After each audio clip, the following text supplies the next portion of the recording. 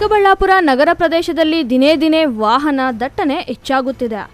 ಆದರೆ ವಾಹನ ಸವಾರರು ಹಾಗೂ ಫುಟ್ಪಾತ್ ಒತ್ತುವರಿದಾರರ ಬೇಜವಾಬ್ದಾರಿಯಿಂದ ಸಾರ್ವಜನಿಕರಿಗೆ ನಿತ್ಯ ಕಿರಿಕಿರಿಯುಂಟಾಗುತ್ತಿದೆ. ಎಲ್ಲೆಂದರಲ್ಲಿ ವಾಹನ ನಿಲ್ಲಿಸುವುದು, ಫುಟ್ಪಾತ್ ಒತ್ತುವರಿ ಮಾಡಿಕೊಂಡ ಅಂಗಡಿ ಮಳಿಗೆಗಳ ಮಾಲೀಕರಿಂದ ಪಾದಚಾರಿಗಳು ಓಡಾಡುವುದು ದುರಸ್ಥವಾಗಿ ಪರಿಣಮಿಸಿದೆ. ಇನ್ನು ನಗರದ ಟೌನ್ ಹಾಲ್ನಲ್ಲಿ ಫುಟ್ಪಾತ್ ಮೇಲೆಯೇ ಅನಧಿಕೃತವಾಗಿ ಹಲವಾರು ತರಕಾರಿ ಮಳಿಗೆಗಳು ಎದ್ದಿವೆ. ಇದರಿಂದ ಪಾದಚಾರಿಗಳ ಸಂಚಾರಕ್ಕೆ ಸಮಸ್ಯೆಯಾಗುವುದಲ್ಲದೆ ವಾಹನ ನಿಲುಗಡೆಗೆ ಸ್ಥಳವಿಲ್ಲದೆ ವಾಹನ ಸವಾರರು ಸಹ ಪರದಾಡಬೇಕಾದ ಪರಿಸ್ಥಿತಿ ಎದುರಾಗಿದೆ.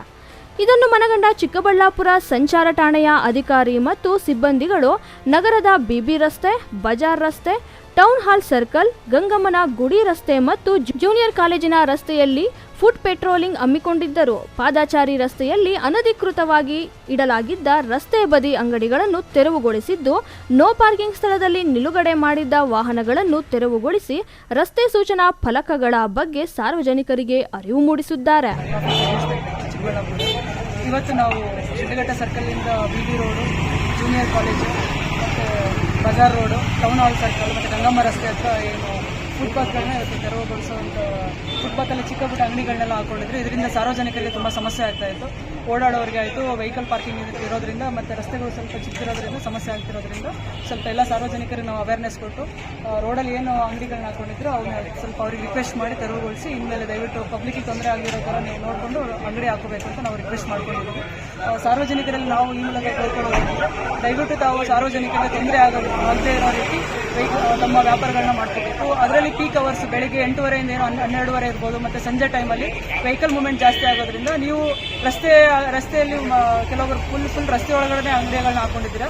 ಇದರಿಂದ ವೆಹಿಕಲ್ ಮೂವ್ಮೆಂಟ್ಗೂ ಸಮಸ್ಯೆ ಆಗುತ್ತೆ ಮತ್ತು ಆಕ್ಸಿಡೆಂಟ್ ಪ್ರಕರಣಗಳು ಜಾಸ್ತಿ ಆಗುತ್ತೆ. ಹಾಗಾಗಿ ನಾವು ರಿಕ್ವೆಸ್ಟ್ ಮಾಡ್ತಾ ಇದ್ದೀವಿ, ಇನ್ಮೇಲೆ ಈ ಥರ ಯಾವ್ದಾದ್ರು ಅಂಗಡಿ ಹಾಕೊಳ್ಳದೆ ನಮಗೆ ಸಹಕರಿಸಬೇಕಂತ ನಾವು ಕೋರ್ಕೊಳ್ತಾ ಇದ್ದೀವಿ. Thank you. ಖಂಡಿತವಾಗ್ಲಿ ಆ್ಯಕ್ಚುಲಿ ಫುಟ್ಪಾತ್ ಇರೋದು ಸಾರ್ವಜನಿಕರಿಗೆ ಓಡಾಡೋಕ್ಕೆ, ಅಲ್ಲಿ ಅಂಗಡಿಗಳನ್ನ ಹಾಕೊಂಡ್ರೆ ಅದು ಫೈನ್ಸ್ ಆಗುತ್ತೆ. ನಾವು ಹಾಗಾಗಿ ಈಗ ರಿಕ್ವೆಸ್ಟ್ ಮಾಡ್ಕೊಂಡು ಪ್ರತಿಯೊಬ್ಬರ ಹತ್ರನೂ ಹೇಳಿ ಅವರಿಗೆ ಅವೇರ್ನೆಸ್ ಕೊಟ್ಬಿಟ್ಟು ಅದ್ರ ಬಗ್ಗೆ ತೆರವುಗೊಳಿಸ್ತಾ ಇದ್ದೀವಿ.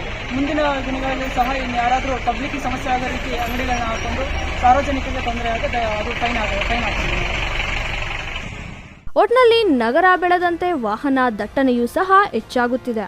ವಾಹನ ಸವಾರರು ಸಹ ಸಂಚಾರ ನಿಯಮಗಳನ್ನು ಸರಿಯಾದ ರೀತಿಯಲ್ಲಿ ಪಾಲಿಸಬೇಕು.